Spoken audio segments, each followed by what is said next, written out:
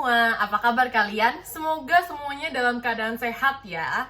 Perkenalkan, saya Jessica Nadia dan saya hari ini ditemani oleh teman saya, Milian Kova. Ya, pada kesempatan kali ini kami ingin menjelaskan mengenai suatu program PR yang telah kami rancang.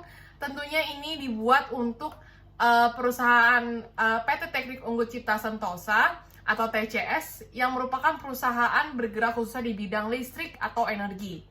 Nah, PT TCS sendiri sudah berdiri selama 11 tahun dengan visi dan misinya yang berfokus untuk memberikan produk dan pelayanan yang inovatif untuk mitra dan juga pelanggan. Nah, kami telah melakukan analisa terhadap perusahaan, di antaranya terdiri dari SWOT analysis, di mana kelebihan yang dimiliki oleh perusahaan karena telah berdiri selama 11 tahun, tentunya telah memiliki jaringan yang cukup luas di kalangan masyarakat atau mitra bisnisnya.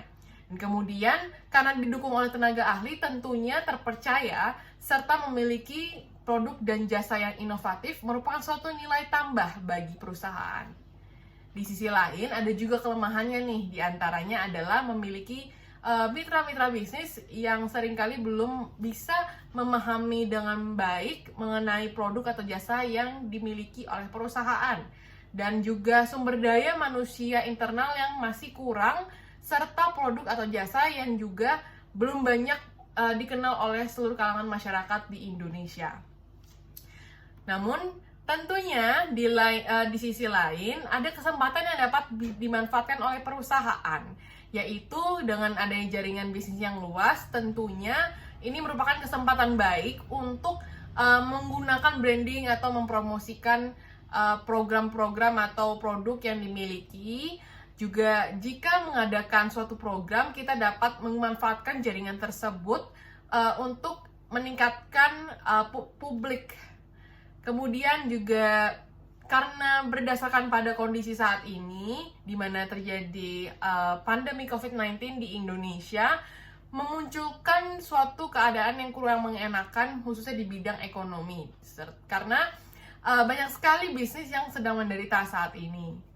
Di sisi lain, karena produk dan jasa yang ditawarkan oleh perusahaan ini khususnya bergerak di bidang listrik untuk melakukan efisiensi, oleh sebab itu pemerintah dengan ini mendukung program efisiensi.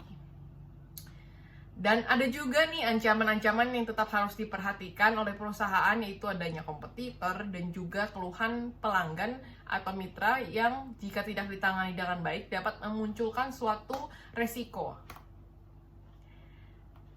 Nah, ini dia, seperti yang telah tadi saya sampaikan bahwa keadaan COVID-19 ini menjadikan banyak sekali pengusaha dan karyawan yang menerima dampak negatifnya. Karena neraca dagang di Indonesia sendiri berdasarkan data dari Kementerian Ekonomi, Ibu Sri Mulyani, bahwa neraca dagang Indonesia ini tekor. Oleh sebab itu, ternyata dengan tertundanya banyak kegiatan usaha, banyak juga nih rekan-rekan yang akhirnya di PHK. Berdasarkan data dari Kementerian Perekonomian, bahwa ternyata lebih dari 3 juta orang mengalami hal tersebut. Maka dengan ini, permasalahan utama yang dialami oleh setiap pengusaha dan juga karyawan adalah masalah business cost dan juga business growth yang terus berjalan seiring waktu. Tentunya hal ini harus diatasi dengan baik menghadapi era baru di mana globalisasi dan keadaan yang saat ini sedang terjadi. Oleh sebab itu banyak sekali nih perusahaan yang sedang gencar-gencarnya melakukan efisiensi, terutama efisiensi energi. Nah, membahas mengenai efisiensi energi, ternyata banyak sekali media yang membahas. Ada lebih dari 100.000 artikel melakukan review terhadap suatu topik, yaitu energi efisiensi, di mana berdasarkan analisa kami, Bapak Haryanto dari Konservasi Energi seringkali menjadi perbincangan. Ya. Nah, kami telah menyusun program nih Di antaranya bertujuan untuk melakukan edukasi kepada seluruh pelaku industri, mulai dari karyawannya hingga pemilik usaha. Bagaimana sih caranya untuk bisa bertahan untuk melakukan efisiensi di masa pandemi COVID-19 ini? Nah, strategi dari kegiatan yang akan kami adakan ini adalah tentunya dengan mulai melakukan press conference hingga post events-nya nanti, mengikuti kondisi yang saat ini sedang terjadi, adanya penjagaan jarak atau social distancing, maka kami melakukan kegiatan ini secara garis besar dengan metode online. Oleh karena itu, kami telah mempersiapkan juga taktik untuk mengadakan program PR ini. Di antaranya, pertama, untuk pre-event kami mengadakan promosi melalui sosial media, lalu ada main eventnya, dan juga post-event yang nantinya ketiga hal ini akan dibahas lebih dalam lagi oleh teman saya. Nah, event kami bernama SESI, atau kepanjangan dari Save Energy, Safety Solution and Integrated. Nah, tujuan dari sesi ini tentunya adalah untuk memberikan solusi kepada seluruh partisipan mengenai cara menjaga keberlangsungan finansial dari industri, serta mendukung pelaku industri untuk menjaga sumber daya manusia, dalam hal ini adalah karyawannya dan seluruh keluarga besar dari perusahaan partisipan. Dan acara ini akan berlangsung mulai dari bulan Juli hingga bulan September 2020. Nah, di sini kami telah menargetkan audiens atau partisipan, yaitu pastinya adalah orang-orang yang berada di usia produktif, yaitu di atas usia 25 tahun hingga 50 tahun, yang memiliki pekerjaan, baik itu karyawan ataupun memiliki usaha, baik usaha kecil atau besar, ataupun karyawan-karyawan swasta maupun karyawan negeri. Nah, berikutnya akan pembahasan lebih dalam lagi mengenai program dari acara yang akan dibahas oleh Milian Kova. Saya persilakan kepada Mili. Terima kasih Jessica Nadia. Baik, saya akan menjelaskan mengenai event yang akan kita lakukan pada program PR ini. Seperti yang tadi sudah dibahas oleh teman saya Jessica Nadia. Jadi kita akan mengadakan pre-event, main event, dan post-event. Apa saja yang kita lakukan pada pre-event? Pre-event itu kita akan melakukan sosialisasi dan juga press conference. Online press conference dengan mengundang media melalui e-invitation yang disebarkan melalui email dan sosial media. Press conference akan diadakan melalui platform pertemuan Google Meet. Media akan diberikan digital press release melalui email. Kita pasti akan memanfaatkan media sosial karena kondisi pandemik seperti ini kita tidak bisa mengadakan press conference secara langsung. Jadi kita akan melakukan online press conference. Lalu yang kedua, pada pre-event yang kedua ini kita akan melakukan sosialisasi melalui sosial media. Pada kondisi pandemi COVID-19 ini merupakan pilihan paling tepat untuk mempromosikan PR program kita melalui sosial media.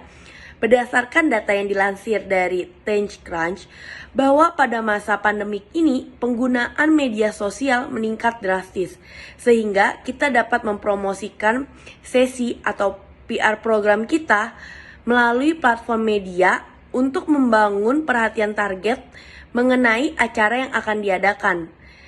Sosialisasi melalui media sosial ini akan berlangsung selama 1 bulan pada bulan Agustus. Dan yang kedua, main eventnya kita ada webinar atau seminar online. Seminar online ini akan diadakan pada tanggal 31 Agustus 2020. Dan dalam seminar ini kita akan membahas mengenai efisiensi energi bagi perusahaan kelas menengah di Indonesia. TCS akan berkolaborasi dengan pembicara dari bidang terkait efisiensi energi untuk mengedukasi karyawan hingga pengusaha dari berbagai industri di Indonesia. Nah, ini nih ada 3 pembicara dalam seminar online ini. Bisa kita lihat. ada Bapak Susi Wijono selaku perwakilan dari Kementerian Koordinator Bidang Perekonomian, dan ada Bapak Sutijastoto selaku Direktur Konservasi Energi, dan yang ketiga ada Bapak Darmono Prasojo selaku Wakil Direktur Perusahaan Listrik Negara. Jadi kita akan mendatangkan 3 narasumber kredibel ini untuk menjadi pembicara dalam seminar online kita. Seminar online kita ini akan dihadiri oleh 150 orang perwakilan perusahaan masing-masing dari perusahaan masing-masing. Pada sesi ini terdapat beberapa poin penting yang akan dibahas oleh pembicara. Di antaranya adalah pendapatan perusahaan, revenue. Kedua, ada efisiensi energi. Dan yang ketiga, ada strategi penghematan listrik. Jadi ada 3 poin penting yang akan dibahas pada seminar online ini. Yang ketiga adalah post event. Post event ini dinamai sesi goodwill, yang termasuk dalam program CSR kita, di mana kita akan memberikan fasilitas efisiensi biaya tagihan listrik kepada 10 perusahaan selama 3 bulan secara gratis.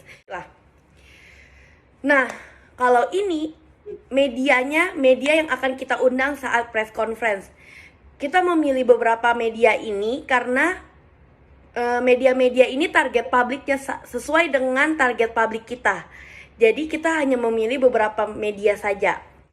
Budget yang akan kita keluarkan pada pre-event adalah 11.790 yang dimana akan dialokasikan untuk promosi sosial media, yang dimana iklan-iklan sosial media seperti Instagram, Facebook, dan Twitter.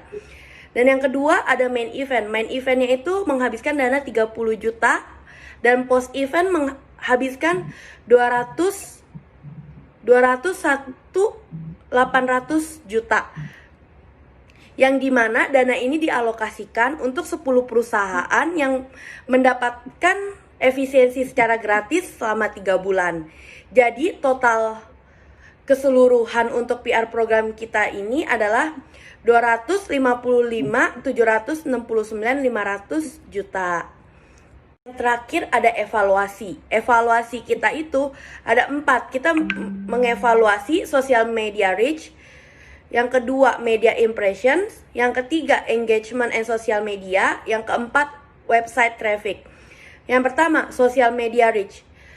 Atas kegiatan promosi yang dilakukan melalui media sosial dengan memperhatikan diagram yang telah ada pada fasilitas media sosial. Jadi kita akan mengukur nih, social media reach kita berapa. Seperti yang di Instagram kita kan ada diagram reach gitu. Jadi kita tahu siapa aja yang mengikuti program PR kita. Dan yang kedua, media impression. Pada informasi yang disebarkan melalui berbagai media. Kita lihat media-media yang kita undang saat press conference ini meliput program PR kita atau tidak gitu. Yang keempat, website traffic. Itu dengan menggunakan sistem Google Analytics. Jadi kita menggunakan Google Analytics untuk melihat apakah program PR kita menjadi pencarian di Google atau mendapatkan media coverage. Jadi itu aja evaluasi dari PR program kita. Baik, demikian presentasi dari kelompok kami. Saya Milian Kova dan teman saya Jessica Nadia. Selalu jaga kesehatan dan sampai jumpa. Terima kasih.